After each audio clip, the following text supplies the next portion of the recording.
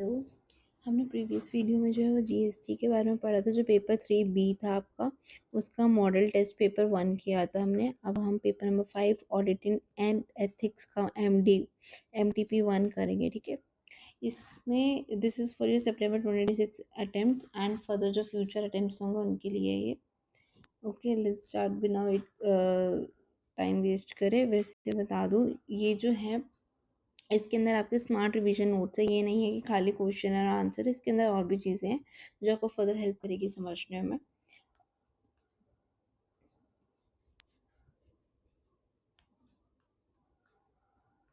Table of the content, you can read what the PDF is included with.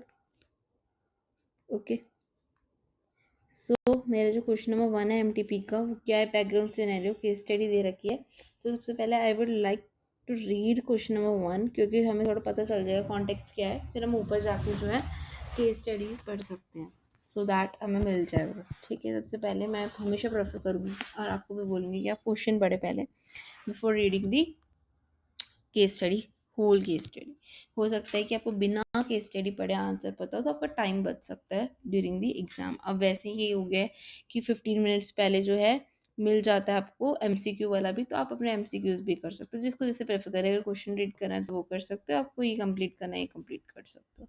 तो जिनको करना होता है उनके लिए ज़्यादा ईजी होता है, तो आप 15 मिनट्स अपने यूटिलाइज कर सकते हो MCQ करने में। केस सिनेरियो 1 में क्या क्वेश्चन नंबर 1 है कि डेफर्ड टैक्स, ठीक है, implication and AS22 assessment के बारे में, considering the description provided in the case scenario regarding accounting income as per the books of accounts and taxable income under income tax law, choose the appropriate responsibility of धनुष। कि धनुष की क्या responsibility बनती है, अब हमें वो पढ़ना पड़ेगा कि क्या रिस्पॉन्सिबिलिटी किस बारे में बात करें। लेकिन यहाँ पे क्या, रिगार्डिंग अकाउंटिंग इनकम, एक होती है अकाउंटिंग इनकम, एक होती है जो इनकम टैक्स की टैक्सेबल इनकम होती है वो, तो ये दोनों होती है। तो आपको थोड़ा थोड़ा आइडिया होगा कि किस बारे में टॉपिक में मतलब हुई ये बात। तो वैसे ये AS22 में आता है, अगर वैसे नॉलेज हो कि AS22 में आता है ये, जो एक होती है अकाउंटिंग इनकम, एक होती है हमारी टैक्सेबल इनकम। क्योंकि जो इनकम टैक्स एक्ट है उसके अकॉर्डिंग अलग इनकम बनती है, जो हम अकाउंटिंग जो नॉर्मली हम इनकम निकालते हैं net profit and loss account में, वो अलग होती है। तो AS22 डील करता है इससे। अब to verify deferred tax liability likely created in financial statement according to the, to verify deferred tax assets likely created in the financial statements in according to AS22। दो ऑप्शंस हमें दे रखे हैं, तो इसका आंसर, ठीक है, तो हमारे AS22, अब हमें यानी कि C और D ऑप्शन देखने की ज़रूरत है ही नहीं। अब ये बात है कि हमारी डेफर्ड टैक्स लायबिलिटी बन रही है, डेफर्ड टैक्स एसेट। अगर जिसने अकाउंट्स में AS22 अच्छे से किया है, तो ये क्वेश्चन सॉल्व कर पाएगा ऑडिटिंग का, नहीं तो नहीं कर पाओगे, नहीं समझ पाओगे। देखो मैं समझाने की कोशिश करती हूँ, ऊपर केस स्टडी में आते हैं। देखो क्या है, धनुष एक आर्टिकल असिस्टेंट है जो ऑडिट टीम का पार्ट है for test enterprise private limited. The company conducts aptitude language test across, ये दे रखी है थोड़ी सी। हमारा मेन जो है वो यहाँ से देखो, the useful life of desktop is taken 3 years, depreciation charge in the books of account is higher than depreciation liable under income tax in 1961, resulting in lower income compare to taxable income. ये हमारी line है, इससे हमारा question number 1 निकल के आएगा। देखो क्यों, क्योंकि यहाँ पे बात हो रही है इनकम टैक्स की और टैक्सेबल इनकम की बात हो रही है, बुक्स में जो प्रॉफिट होता है उसकी बात हो रही है, इसलिए यहाँ पे मुझे पता चला कि AS22 की बात है, ठीक है। सबसे पहले तो हमें रिकॉग्नाइज करना है कि ये कौन सी लाइन में एक हमारे काम की केस के लिए, क्वेश्चन के लिए। तो हमारी ये वाली लाइन आ गई है, क्योंकि मुझे यहाँ पे रेफरेंस मिल रहा है।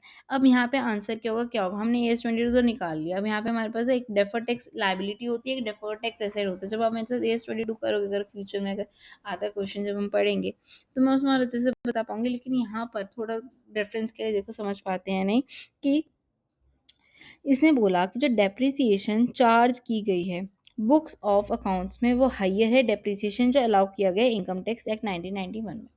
देखो बेटा, एक होती है बुक्स में, यानी नॉर्मल अगर हम स्टेटमेंट ऑफ P&L ले या प्रॉफिट एंड लॉस अकाउंट ले, उसके अंदर जो प्रॉफिट है सपोज मान लो 100 है, ठीक है, और जो हमारा टैक्सेबल इनकम है, मान लो जो हमारा उसके हिसाब से बन रहा है, इनकम टैक्स के हिसाब से जो हमारी इनकम कैलकुलेट हुई है, वो हमारी इनकम हुई है मान लो 120, ठीक है, इतनी कैलकुलेट हुई है।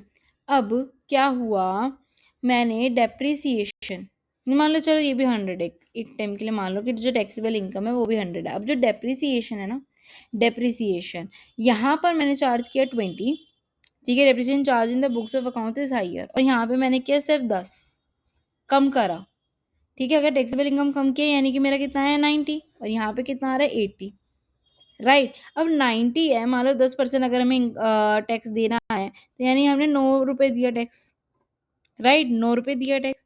अब यहाँ पे अगर हम अकाउंटिंग के हिसाब से करते हैं, अकाउंटिंग प्रॉफिट के हिसाब से अगर टैक्स निकालते तो हमारा 8% बन रहा है, राइट। 80 इंटू 10%, 8% बन रहा है, मतलब 8 रुपये बन रहा है, 8 रुपये बन रहा है। तो अब यहाँ पर अगर होता असली में, अगर हमारे 20 रुपीज़ जो हमारे डेप्रिसिएशन है वो मैं 20 चार्ज करती, तो मेरा क्या हो रहा है, जो प्रॉफिट है वो कितना आ रहा है 8, टैक्स मुझे कितना 80 आ रहा है प्रॉफिट, तो जिसके से हमको टैक्स कितना देना पड़ रहा है 8। बट यहाँ पर क्या हो रहा है, मेरा प्रॉफिट आ रहा है 90, मेरा प्रॉफिट ज़्यादा आ रहा है, क्यों? क्योंकि यहाँ पे डेप्रिसिएशन कम लग रही है। डेप्रिसिएशन अगर आप कम करोगे तो मतलब अगर डेप्रिसिएशन कम करोगे तो आपकी इनकम क्या होएगी, ज़्यादा होएगी, राइट। इनकम ज़्यादा होगी, यहाँ पे ज़्यादा माइनस हो रहा है। अगर डेप्रिसिएशन ज़्यादा किया तो ज़्यादा माइनस होएगा, तो प्रॉफिट कम दिखाएगा। यहाँ पे अगर हमने कम डेप्रिसिएशन दिखाया तो प्रॉफिट ज़्यादा दिखाएगा। सेम जैसे अगर 10% है तो 10%, 10%, अब यहाँ पे कितना बन रहा है 8, यहाँ पे कितना बन रहा है 9, यानी कि हमें टैक्स कितना देना पड़ रहा है, ज़्यादा देना पड़ रहा है। कब टैक्स हमें ज़्यादा देना पड़ रहा है, जब डेप्रिसिएशन क्या है, कम है, ठीक है। डेप्रिसिएशन क्या है, कम है। तो यहाँ पर हमारा एसेट है या हमारी लाइबिलिटी बन रही है। एसेट कब होता है, एसेट तब होता है जब हमें फ्यूचर में कम देना पड़े टैक्स, हमें फ्यूचर में कम देना पड़े टैक्स। और हमें कम टैक्स कब देना पड़ता है, जब हम अभी ज़्यादा दे रहे हो। तो अभी हम ज़्यादा दे रहे हैं ना टैक्स, डेप्रिसिएशन कम होने की वजह से हम टैक्स ज़्यादा दे रहे थे, ठीक है। तो उसकी वजह से हमारा क्या आएगा, एसेट। अगर तो हमारा टैक्स फ्यूचर में बढ़ रहा होता है, अगर हमें फ्यूचर में ज़्यादा टैक्स देना पड़ रहा है तो हमारी होती लाइबिलिटी। मैं एक और बारी I just want to clarify again, ठीक है। अगर नहीं समझ में आया, नहीं तो अगर आ गया तो यू कैन कैरी फॉरवर्ड, आप आगे जा सकते। देखो सपोज हमारा, मैंने क्या बोला कि जो हमारी टैक्स के अकॉर्डिंग इनकम है वो है 100, ठीक है। और पीएनएल के हिसाब से भी 100 है, पीएनएल के हिसाब से भी जो हमारी अकाउंटिंग है उसके हिसाब से भी 100 है। डेप्रिसिएशन मैंने जो चार्ज किया कहाँ पर, टैक्स में, वो कितना किया, सिर्फ 10 किया, ठीक है। कम किया मैंने 50% ही किया, और यहाँ पे कर दिया 20, ठीक है। यहाँ पे कर दिया 20, ये हमारा आ गया प्रॉफिट, ये हमारा आ गया प्रॉफिट, प्रॉफिट, ठीक है। यहाँ पे आ गया 90, यहाँ पे आ गया 80।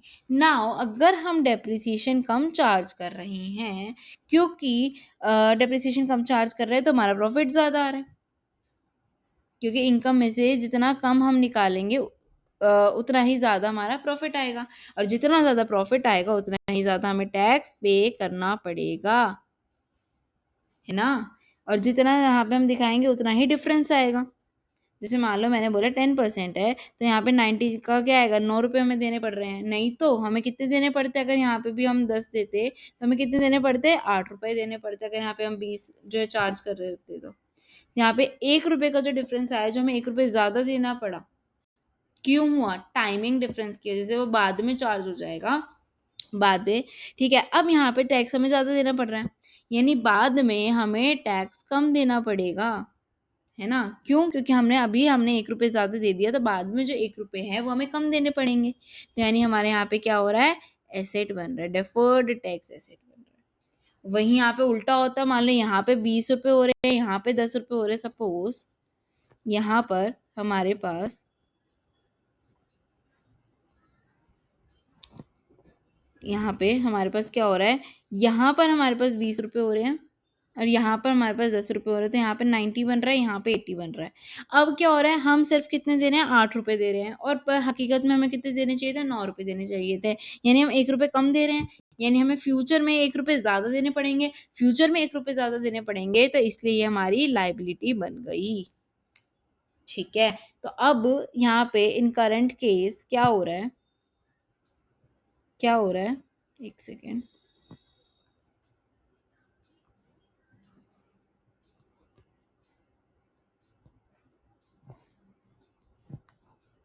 यहाँ पर क्या हो रहा था,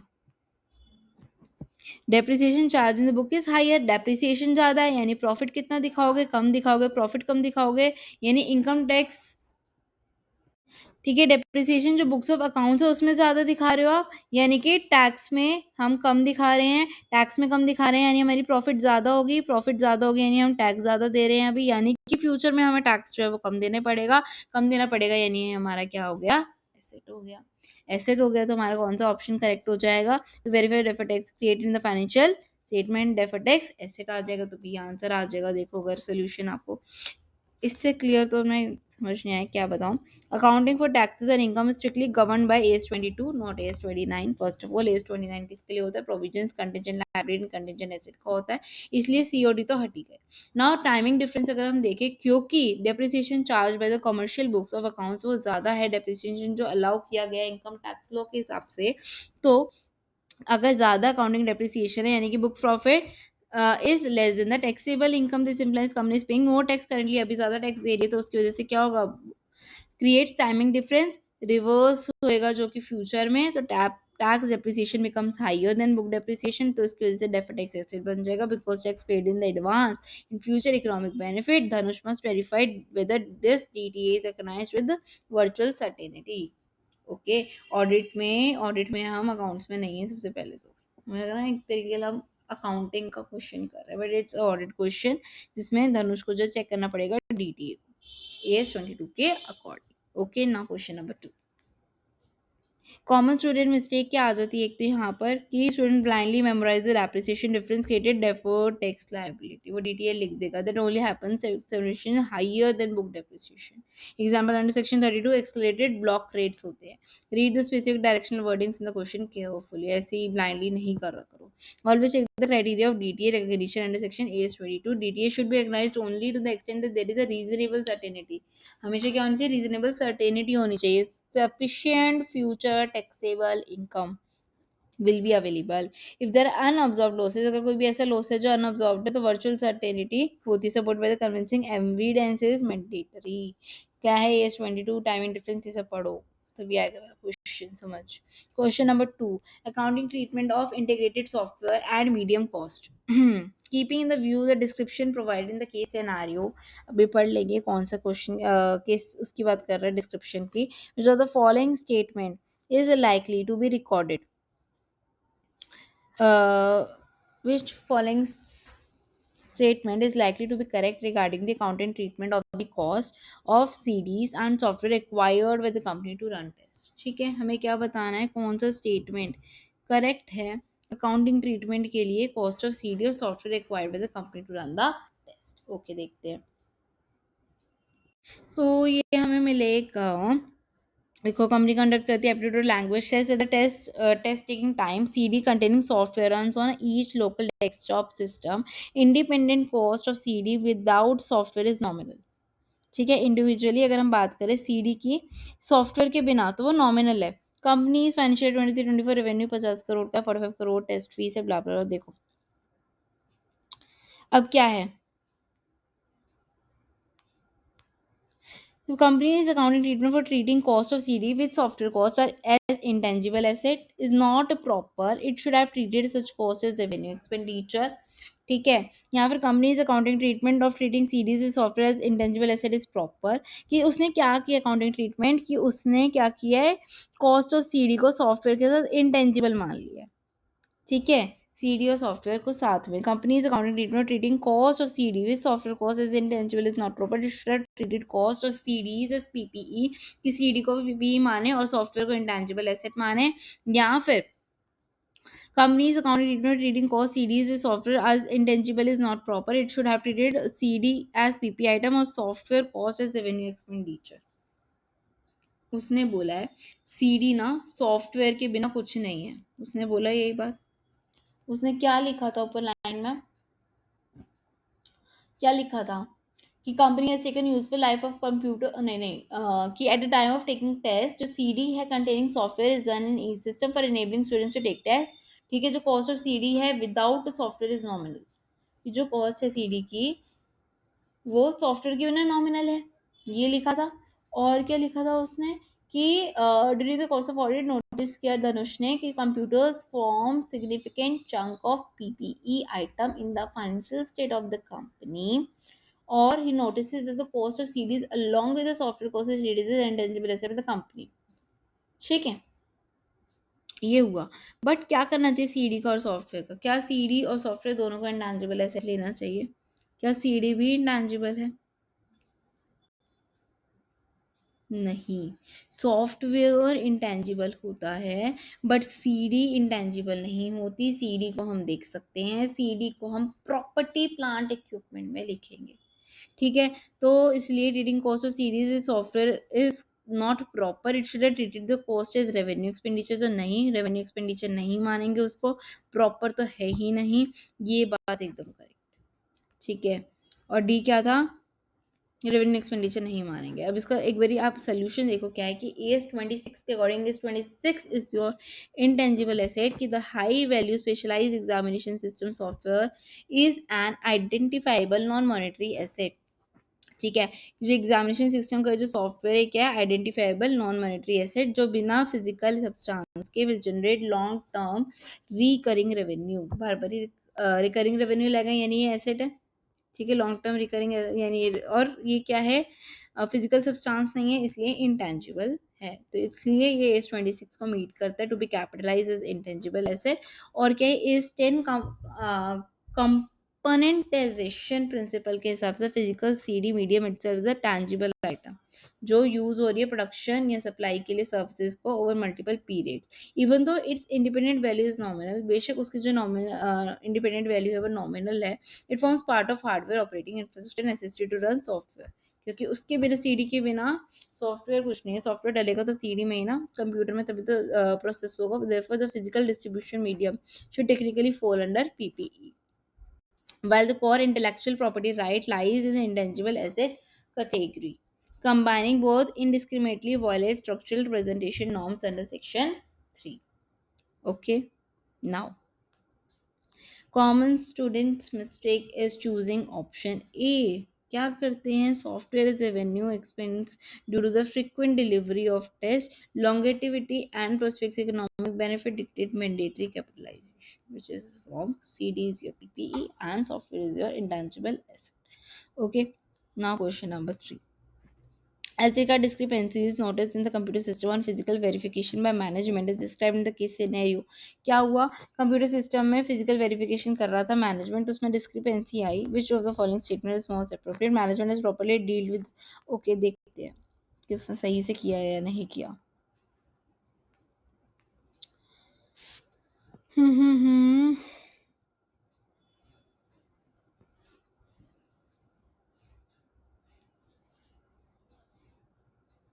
On physical verification computer by management, several material discrepancies arose due to the undocumented asset movement, which management has adjusted in book. अच्छा, उसने खाली क्या किया? एडजस्ट कर दिया बुक्स में.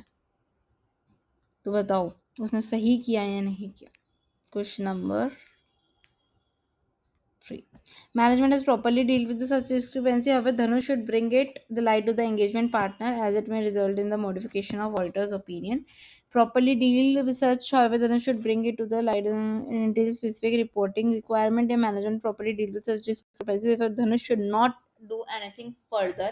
उसको कुछ करना ही नहीं चाहिए. ठीक है, या फिर डी वाला क्या है? Management properly deal with discrepancy, और Dhanush should bring it to the light of the engagement partner is the nature of misstatement needs to be communicated and documented. बताओ.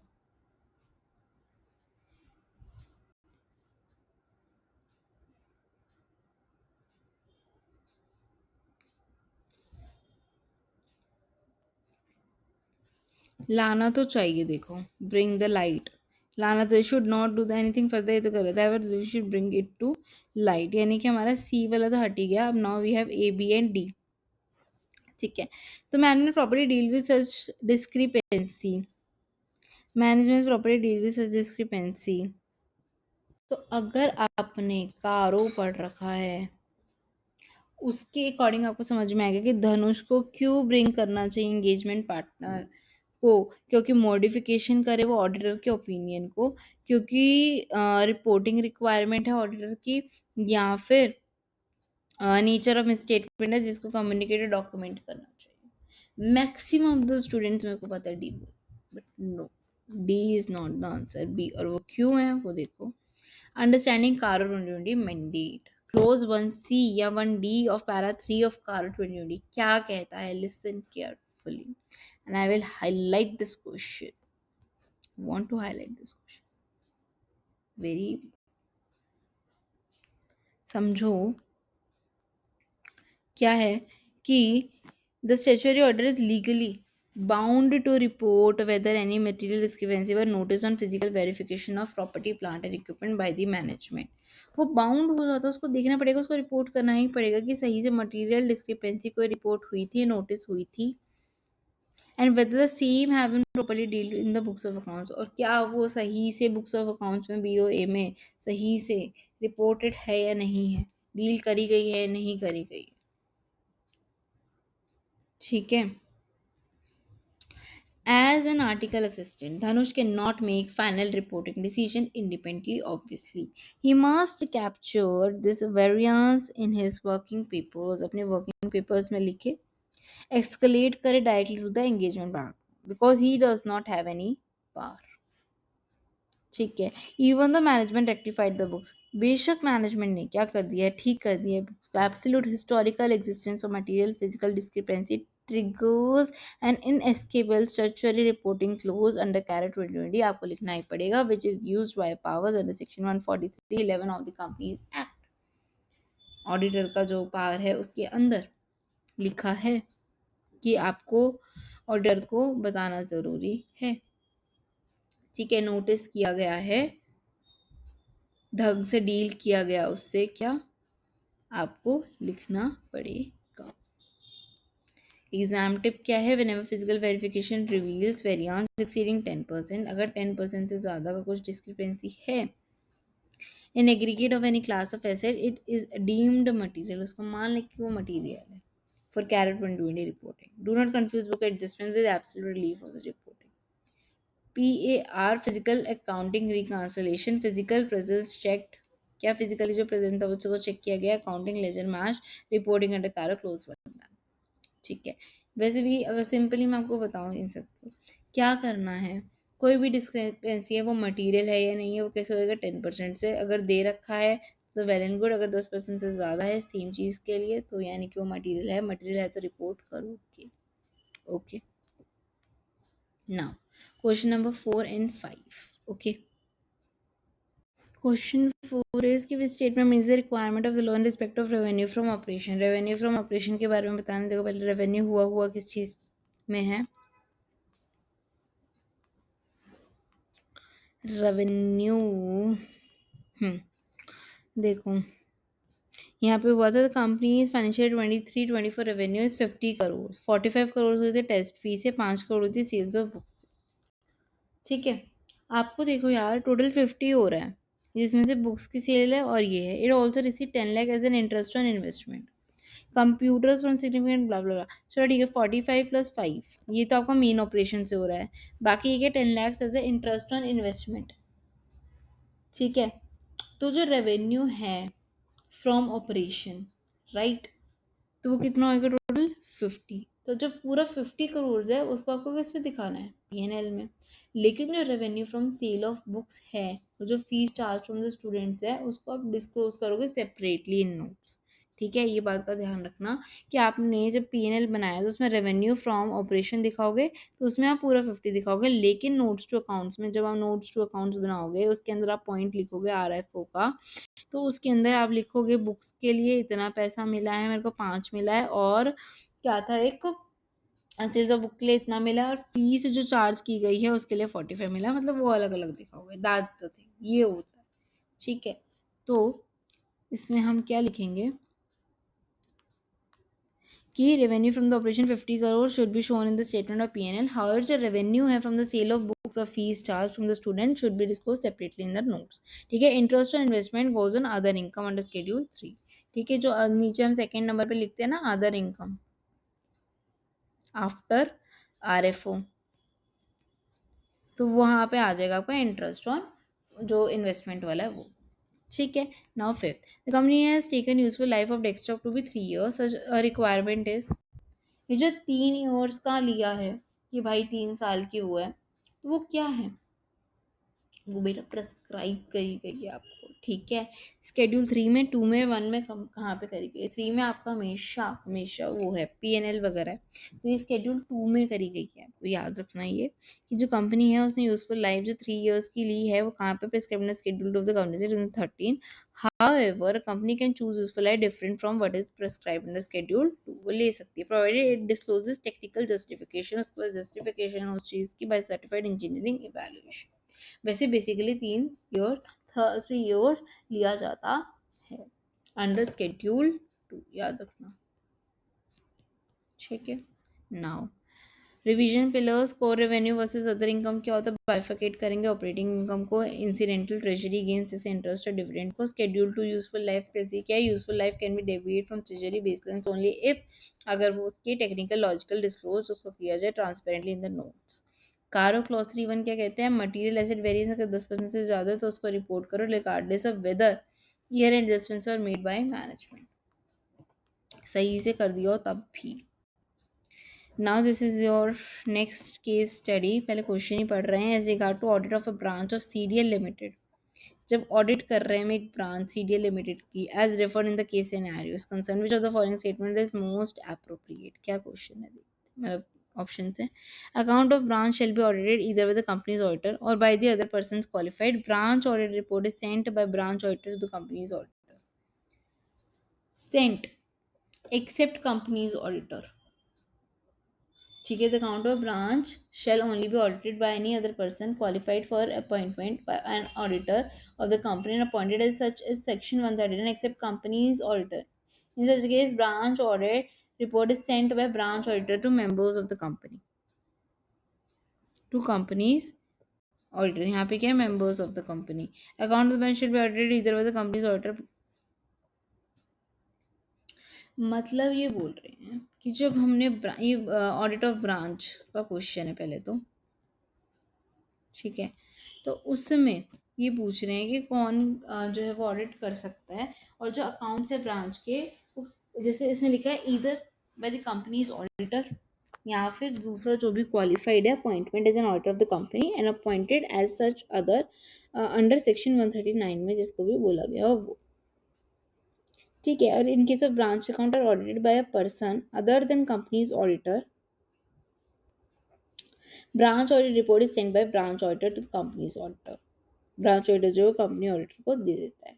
सेकेंड में बोला है कि account of a branch shall only be audited by any other person qualified for appointment as an auditor of the company and appointed as such under section 113 of the company से 113 accept company's auditor, यानी company का order नहीं कर सकता। ठीक है, ये लिखा है। अब ये तो सीधा सीधा ही गया, एक्सेप्ट कंपनीज ऑडिटर, कंपनी का ऑर्डर तो कर ही सकता है ना, तो बी तो है ही नहीं। सी में लिखा है account of branch shall only be audited by any other person qualified for the appointment, ठीक है, appointed as section 139 except company's auditor, again ये भी गलत हो गया। डी में बोला है account of branch shall be audited by either by the company's auditor और by any other person qualified of the appointment, ठीक है, 139 के according. In case of branch account are audited by a person other than company's, branch audit report is sent by branch auditor to member of company. Branch auditor directly member of the company को दे देता है, और first वाले में लिखा है branch auditor to company's auditor, कौन सा होएगा, ए। ठीक है, जो ब्रांच वाला है वो पहले कंपनी को देता है फिर कंपनी मेंबर को देती है, मतलब कंपनी का ऑडिटर। ब्रांच का ऑडिटर कंपनी के ऑडिटर को देगा, कंपनी का ऑडिटर फिर वो मेंबर को देगा, ऐसे हो 6 का ए। ठीक है, क्या है 143(8) under the Companies Act branch office accounts can be audited either by the principal statutory auditor या फिर independent practitioner explicitly clarified under section 139। ठीक है, reporting recipient के branch auditor does not issue direct report to shareholders members at the AGM. Instead, a branch auditor issues a targeted report to the principal central statutory auditor. Principal auditor then incorporates their findings, variance, and qualifications into main standalone audit report of the company. Directly issue नहीं होती है members को। पहले branch auditor जो है वो target report principal central statutory auditor को देता है, फिर जो प्रिंसिपल ऑडिटर है वो फाइंडिंग्स वेरिएंस क्वालिफिकेशन देख के फिर स्टैंड अलोन ऑडिट रिपोर्ट बनाता है। Question number 7, after reading the methodology for carrying out branch audit bye mister D which of the following statement, पहले तो हमने पढ़ा ही नहीं क्या मेथोडोलॉजी बोली उसने, देखते हैं। Appointed as a branch leader for 5. Dean not determined a separate material level or perform target risk assessment at individual branch level, believing कि जो risk assessment है aggregate function में होगा only to the corporate entity as a whole. He performed generic substantive procedure on fixed assets, inventory and receivables at two branches. He calculate inventory turnover ratio across three consecutive financial year to execute trend analysis. Okay, cost of goods sold upon average inventory, उसने inventory turnover ratio किया branch one का branch two का। Furthermore उसने central order email mister D requested detail analytical work papers accounting reconciliation bla bla bla. चलो देखते हैं D ने सही किया या नहीं किया। Separate determination of materiality and risk is not required for individual branches. Separate determination of materiality and identifying risk of material is required in respect of each. However, documentation of these matters regarding this not required. Documentation required नहीं होती, यहाँ होती है।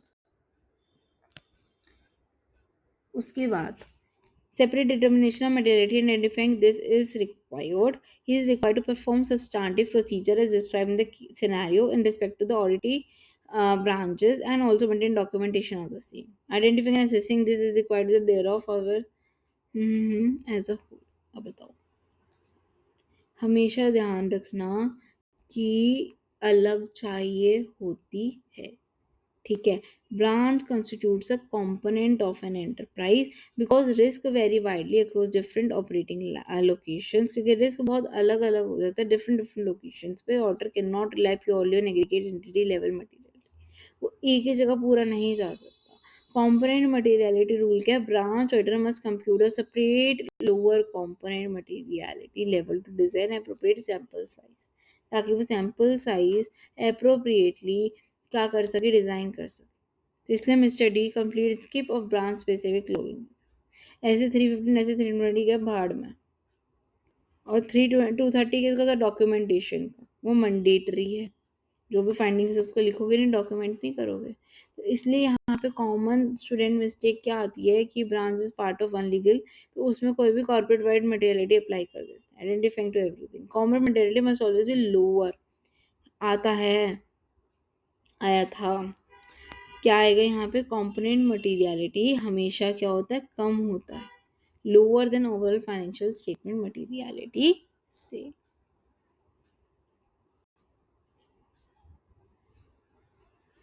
ठीक है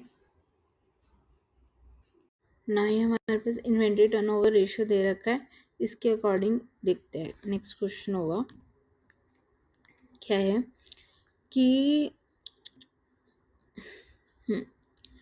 हमें क्या करना है 23-24 का। Okay, during this branch one move faster, branch two move faster.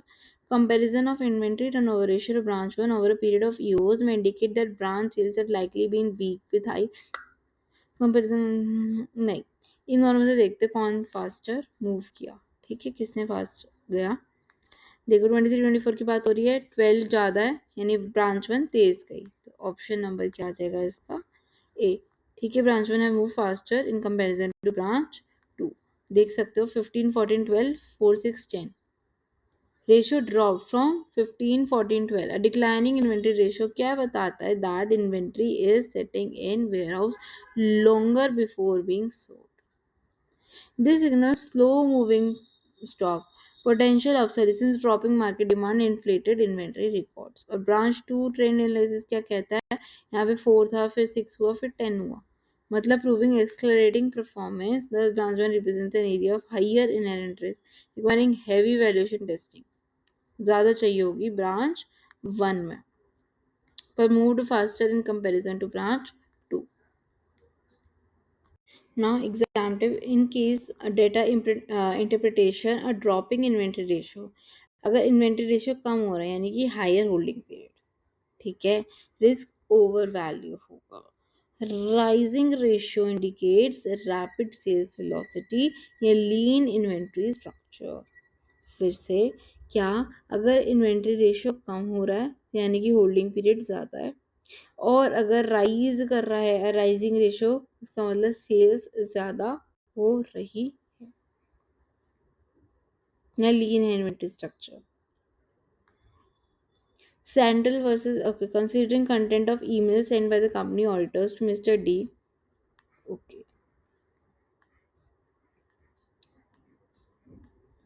Furthermore, एक सेंट्रल ऑडिटर है, उसने ईमेल किया मिस्टर डी को, रिक्वेस्ट किया डिटेल एनालिटिकल वर्क पेपर्स देते, अकाउंटिंग रिकॉन्सिलेशन देते, कंप्लायंस रिप्रेजेंटेशन. डी ने बिलीव किया कि this email violates his professional independence as a legally appointed branch auditor, कि वो वायलेट कर रहा है, बट ऐसा नहीं होता. देखो क्या है, companies auditor can advise mister D regarding certain significant accounting this can advise Mr. D asking him to provide a representation as to compliance with them is breach of Mr. D independence. नहीं. Company's auditor cannot advise Mr. D. नहीं. और it is a breach of Mr. D's independence. तो नहीं. A है इसका answer. क्यों? क्योंकि वो मांग सकता है. ठीक है. Principal auditor has an absolute right और ऑपरेशनल ड्यूटी होती है कि वो कोऑर्डिनेट करे ब्रांच ऑडिटर के साथ. Requesting questionnaires, work paper summaries, operational timelines, technical compliance representation is explicitly permitted under section 6800. It ensures central auditor safely जो है वो rely करे financial figures पे जो consolidate होएगी मिस्टर डी करेंगे. Irration is legally professionally unfounded. ठीक है, ये सब कुछ नहीं है कि नहीं मांग सकते वगैरह. Now case study 3 for your question number 10, 11, 12. Okay, 10 पे चलते हैं direct. Consider the table given in case scenario which of the following combination is appropriate example of non-funded credit facilities provided by branch to its customer. क्या बोला है, क्या चाहिए combination जो कि अप्रोप्रिएट है किस चीज़ का, example of non funded credit facility.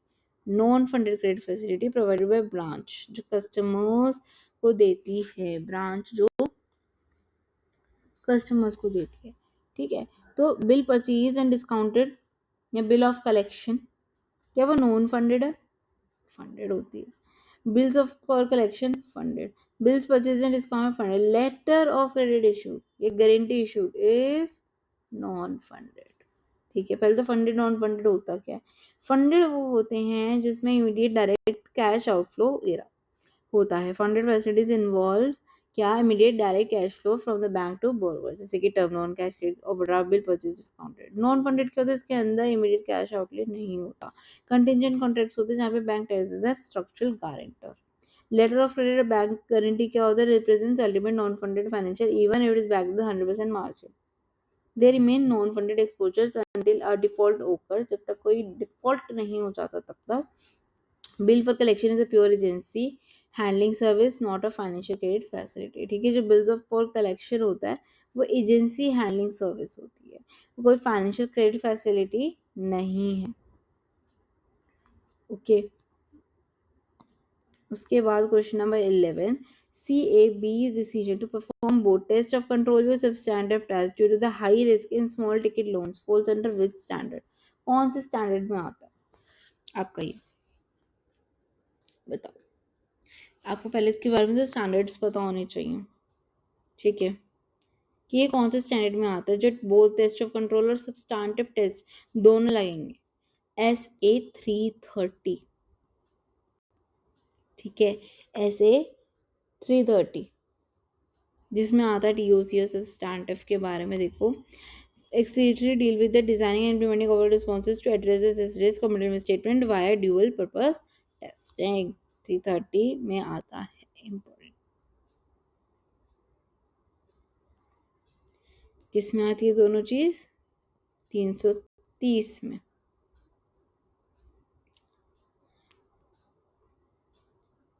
Explicitly deals with designing and implementing overall responses to address assessed risk or material misstatement via dual purpose testing.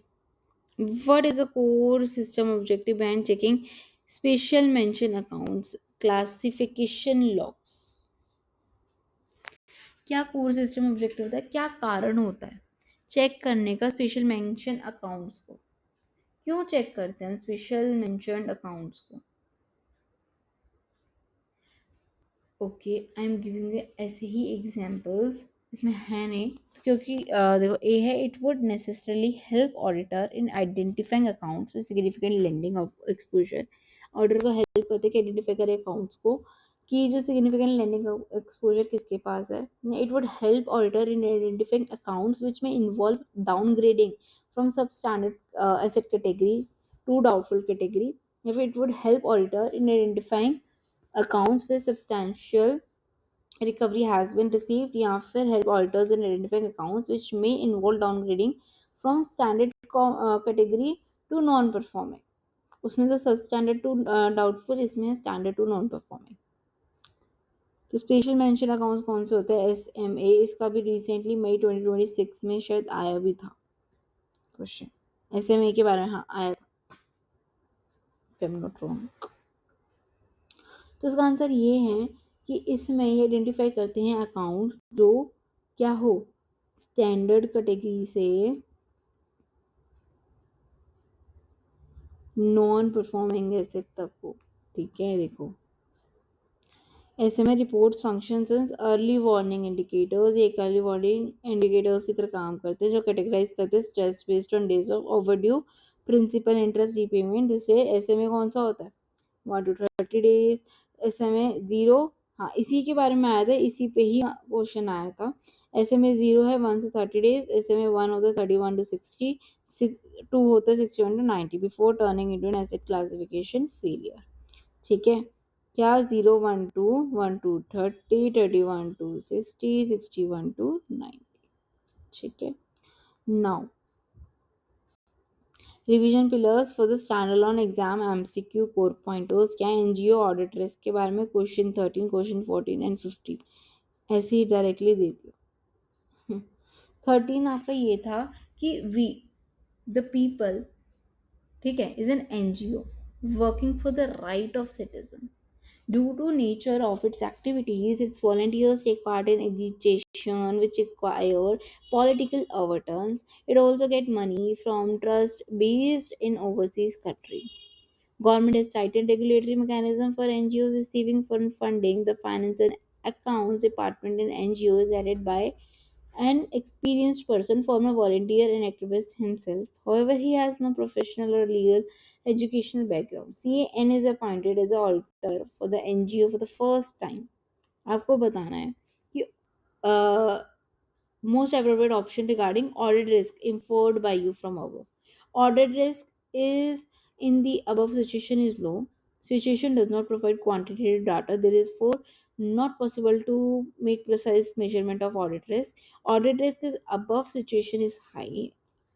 Situation does not provide information affecting all components of audit risk. Therefore, inference cannot be made properly. इसका क्या answer होगा?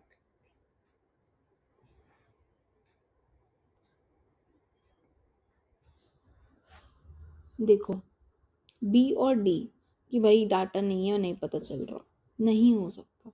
यहाँ तो audit risk बोलेंगे high है, यहाँ बोलेंगे लो है, क्या हो सकता है? Audit risk high political overturns combined with heavy foreign funding inflows, FACRA regulations, untrained management automatically push overall baseline audit inherent risk। बोला था उसने, क्या बोला था? पॉलिटिकल ओवरटर्न्स हैं, ओवरसीज कंट्रीज से मनी आती है, जो वो है एक्टिविस्ट है वो पढ़ा लिखा इतना नहीं है, प्रोफेशनल नहीं है, लीगल एजुकेशन बैकग्राउंड नहीं है, तो क्या होगी हमारी इनहेरेंट रिस्क? हाई। उसके बाद एक फार्मास्यूटिकल कंपनी है, question 14, the CAJ is in a process of planning audit for a large company engaged in the business of dealing and manufacturing of pharmaceutical products. Central Drug Standard Control Organization (SCO), National Regulatory Authority under Ministry of Health and Family Welfare, is responsible for approving of drugs। ठीक है, आपको simple simple ये बताना था कि बहुत सारे factors given थे कि इनमें से रेलेवेंट कौन सा होगा फॉर द ऑडिट। तो मैं आपको वैसे बता रही हूँ, डिजाइनिंग एन ऑडिट स्ट्रैटेजी, जब आप ऑडिट स्ट्रैटेजी बनाते हो किसी भी मैन्युफैक्चरर के लिए, जो कि जैसे मान लो फार्मास्यूटिकल का है, तो ऑर्डर को इवेल्युएट करना चाहिए स्पेशलाइज इंडस्ट्री की कंप्लायंस नीड, उसके क्या क्या नीड्स है, कंप्लायंस है, उसको जो फॉलो करने हैं वो, reliance on internal automated controls उन पर रिलाय हो, और हिस्टोरिकल वैलिडेशन पैरामीटर्स हो।